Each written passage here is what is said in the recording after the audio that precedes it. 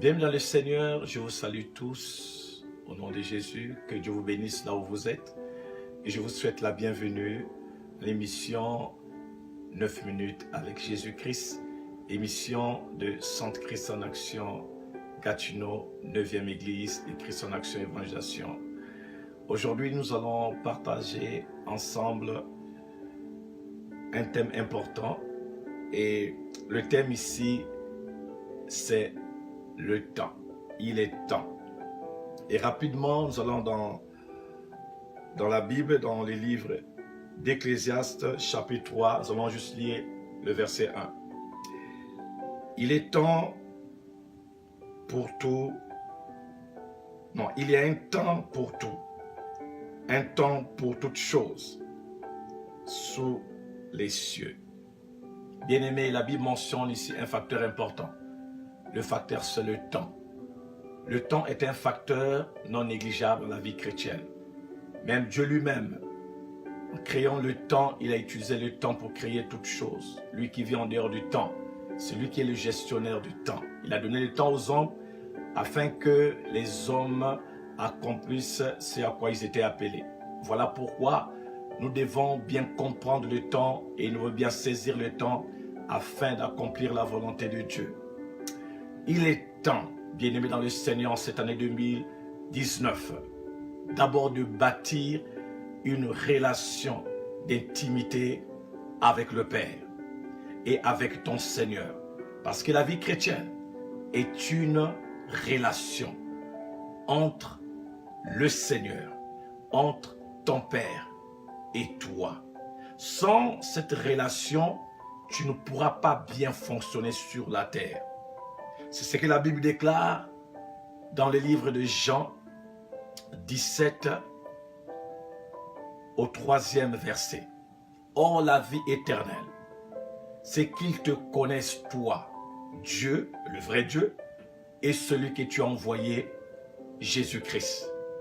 Le verbe connaître ici, en hébreu c'est yada, et en grec c'est ginesko, qui veut dire avoir une relation d'intimité avec quelqu'un. Ici, on comprend que la vie éternelle, c'est le fait d'avoir une relation d'intimité avec ton Père, avec ton Sauveur, avec ton Seigneur. Mais comment bâtir cette relation d'intimité? Mais d'abord, c'est une question de cœur.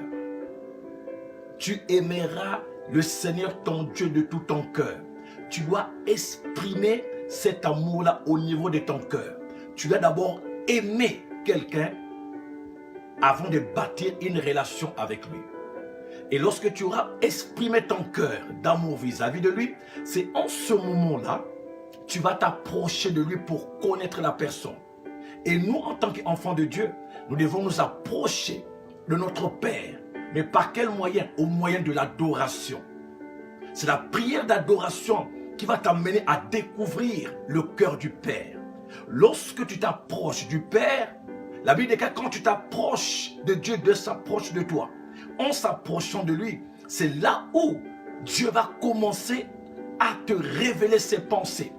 Il va te révéler sa volonté. Vous avez compris, même Jésus lui-même sur la terre, comme il était sur la terre, il était dirigé par le ciel.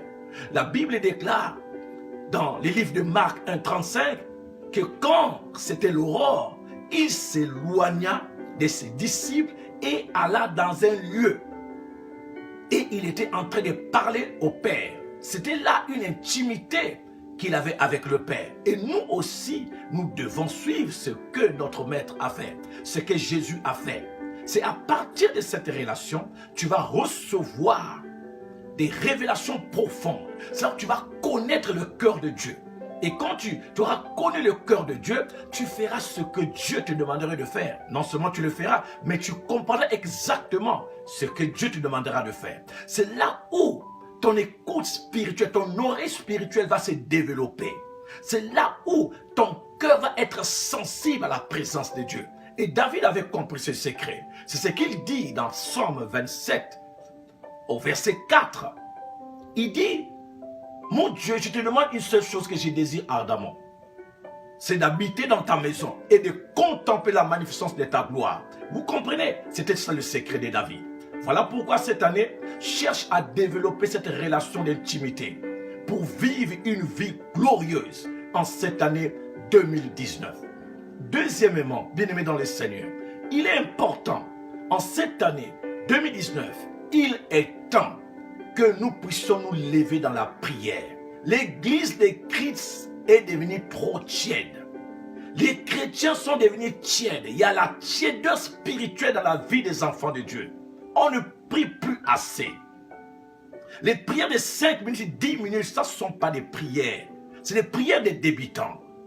Mais pour celui-là qui est ancré en Christ, il ne peut plus passer 10 minutes dans la prière. Non. Celui qui aime une personne, il passe le temps avec lui. Il parle pendant longtemps. Plus que tu parles longtemps avec le Seigneur dans la prière, c'est plus que tu vas le connaître. Nous devons nous lever dans la prière.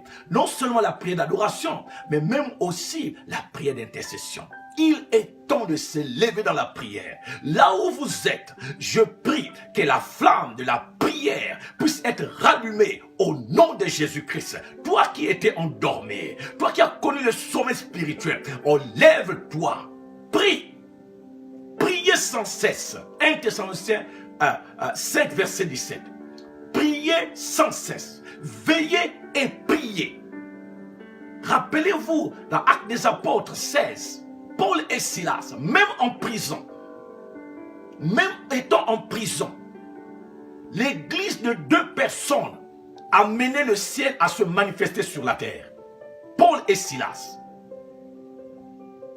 2 personnes, bien-aimées. La présence de Dieu ne nécessite pas 1000 personnes.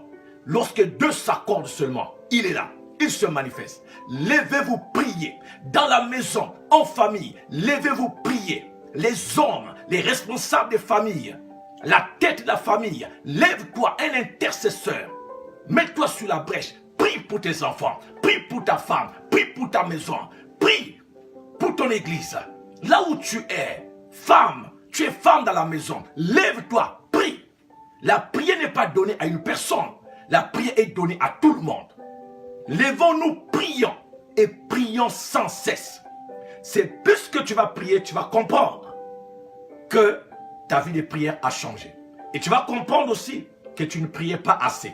C'est lorsque tu pries beaucoup que tu comprendras que tu ne priais pas assez. Donc c'est le temps que tu puisses multiplier la vie de prière. Que tu puisses multiplier les prières là où tu es. Lève-toi et prie. Ta prière va sauver. Ta prière va amener des transformations dans ton environnement. Ta prière à toi va toucher, va traverser les murs, va toucher la maison de tes voisins. Ta prière va faire éteindre les traits enflammés du malin. Ta prière va retarder, va repousser l'emprise de l'ennemi sur ta vie. Non, prie bien-aimé. Lèvons-nous et prions en cette année 2019. Il n'est plus temps de s'asseoir. Ce n'est plus le temps de jouer, mais c'est le temps de se lever et de prier. Je t'invite à écouter ce message. Écoute ce message et envoie ce message à l'un de tes amis. Et tu comprendras que la gloire de Dieu se manifestera dans sa vie. Que Dieu vous bénisse.